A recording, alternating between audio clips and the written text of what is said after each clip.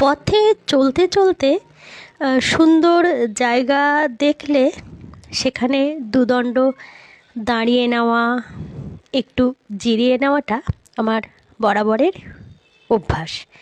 তবে হ্যাঁ, ট্রেনে বাসে বা চার চাকায় থাকলে তো সব সময় এগুলো হয়ে ওঠে না, কিন্তু যদি পায়ে হেঁটে বা দু চাকায় হয় তাহলে অবশ্যই আমার এই মনের ইচ্ছাটা পূরণ হয়।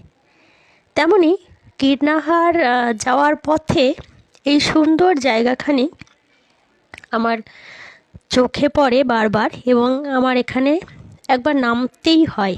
সুন্দর সান বাঁধানো পুকুর ঘাট, তার পরেই রাস্তা পেরিয়ে একটা সুন্দর মন্দির, মন্দিরে সুন্দর বিগ্রহ, মানে ভীষণই শান্ত নিরিবিলি, চারিদিকে গাছগাছালিতে ভরা জায়গাটা।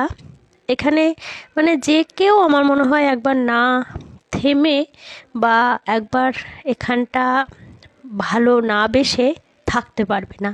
আমার ভীষণ ভালো লাগে এরকম জায়গা দেখতে।